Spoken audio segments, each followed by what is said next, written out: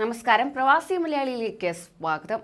2.5 വർഷം കൊറോണ നൽകിയ പ്രതിസന്ധികൾ പിന്നിട്ട് ഗൾഫ് രാഷ്ട്രങ്ങൾ ഉണരുമ്പോൾ പ്രവാസികൾക്ക് പ്രത്യേക മുന്നറിയിപ്പുകളും വരികയാണ്. അതെ, ഇനി മുതൽ അത്തരത്തിൽ ഇളവുകളൊന്നും തന്നെ ലഭിക്കുന്നതല്ല. കൊറോണ വ്യാപനം നൽകിയ പ്രതിസന്ധികൾ പിന്നിട്ടപ്പോഴാണ് ഗൾഫ് രാഷ്ട്രങ്ങൾ ഇത്തരമൊരു തീരുമാനത്തിലേക്ക് എത്തിയത് പോലും. ഇത് പ്രവാസികൾക്ക് ഒരു മുന്നറിയിപ്പാണ്.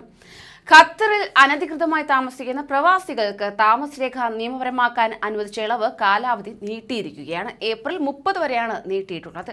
ഇത് 2ാം തവണയാണ് കാലാവധി നീട്ടുന്നത് എന്നത് ശ്രദ്ധിക്കണം.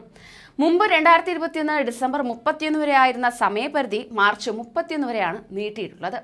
2021 ഒക്ടോബർ 10 മുതലാണ് ഇളവ് തുടങ്ങിയിരുന്നത്. പ്രവാസികളുടെ വരവും പോക്കും താമസവും സംബന്ധിച്ച 2015 21 നമ്പർ നിയമത്തിലെ വ്യവസ്ഥകൾ ലംഘിച്ച പ്രവാസികൾക്കും കമ്പനികൾക്കുമാണ് ഈ ഇളവ് നൽകിയിരുന്നത്. ഇതുവരെ 28,000-ലധികം അപേക്ഷകളാണ് ലഭിച്ചതെന്ന് അധികൃതർ അറിയിച്ചു കഴിഞ്ഞു. ഇതിനോടകം തന്നെ 8,227 പേർ സ്വദേശങ്ങളിലേക്ക് മടങ്ങിയിട്ടുമുണ്ട്. 6,000-ഓളം പേർ രേഖകളും സ്റ്റാറ്റസും നിയമപരമാക്കി പുതുക്കിയിട്ടുമുണ്ട്.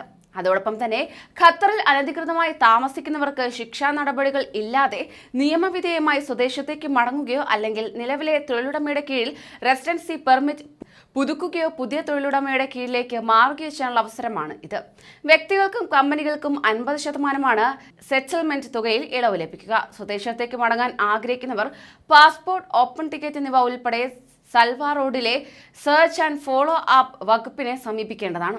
ജോലി മാറാൻ ആഗ്രഹിക്കുന്നവരാണെങ്കിൽ തന്നെ ഉംസലാൽ, അൽ റയാൻ, മിസൈമിർ, വക്ര, ഉംസനി എന്നീ 5 കേന്ദ്രങ്ങളിൽ ഏതിലെങ്കിലും അപേക്ഷ സമർപ്പിക്കേണ്ടതാണ്. നിലവിലുള്ള തൊഴിലുടമയുടെ കീഴിൽ തന്നെ റെസിഡൻസി പെർമിറ്റ് പുതുക്കാൻ ആഗ്രഹിക്കുന്നവർ അൽഖോർ, അൽ ഷമാൽ, അൽ ദായിൻ, ഉംസലാൽ, പേൾ ഖത്തർ, ഒനൈസ, സൂഖ് വാക്കിഫ്, അൽ റയാൻ, ഉംസനി, ഷഹാനിയ, മിസൈമിർ, വക്ര, ദുഖാൻ എന്നീ കേന്ദ്രങ്ങളെ സമീപിക്കണം. ഞായർ മുതൽ വ്യാഴം വരെ ഉച്ചയ്ക്ക് 1 മുതൽ വൈകിട്ട് 5 വരെയാണ് പുതിയ പ്രവർത്തന സമയം എന്നത്. കൂടുതൽ പ്രവാസി വാർത്തകൾക്കായി ഈ ചാനൽ സബ്സ്ക്രൈബ് ചെയ്യൂ.